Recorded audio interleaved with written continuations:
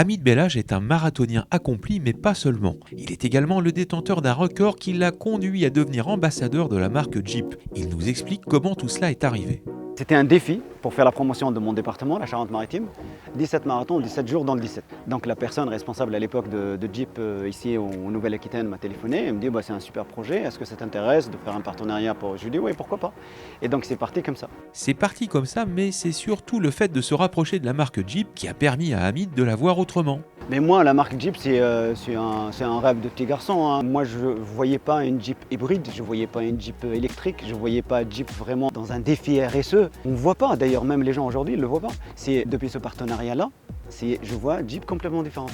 L'appréhension d'une marque et de la transition énergétique, c'est le sujet de beaucoup de constructeurs automobiles, et plus encore quand on s'appelle Jeep et qu'on fabrique des tout-terrains depuis 1941. Jeep, c'est une voiture qui respecte aussi l'environnement, avec les voitures électriques complètement avec la vingeur. Celle-ci, la mienne, de mon partenaire, elle est hybride, elle est électrique et thermique. Électrique, hybride, la Jeep d'aujourd'hui n'est plus celle d'hier et Hamid, qui souligne conduire la majeure partie du temps en tout électrique, n'hésite pas à comparer sa voiture à son activité. Elle ressemble à un corps humain.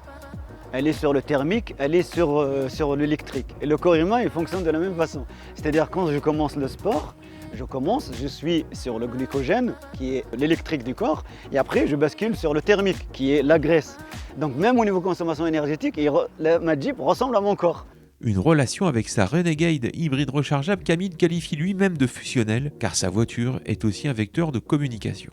Depuis 3 ans, j'ai créé une société qui promeut le sport en entreprise. C'est-à-dire marcher au lieu de prendre la voiture, prendre le vélo au lieu de prendre la voiture pour se déplacer, prendre le transport en commun, s'arrêter 2 stations avant d'y aller, ou comme même les gens qui habitent trop loin, plus loin de leurs entreprises, se garer à 500 mètres et marcher. Vous voyez, c'est que de l'activité physique dans un premier temps, et après on peut inclure sportive après derrière.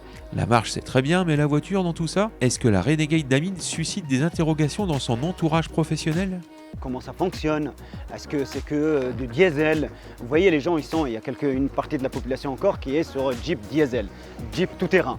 Le chemin de l'électrification sera peut-être encore long pour certains, mais c'est précisément en utilisant sa voiture quotidiennement qu'Hamid espère inciter les participants à son programme de coaching à voir la mobilité autrement. Moi, de toute façon, j'utilise la voiture tous les jours.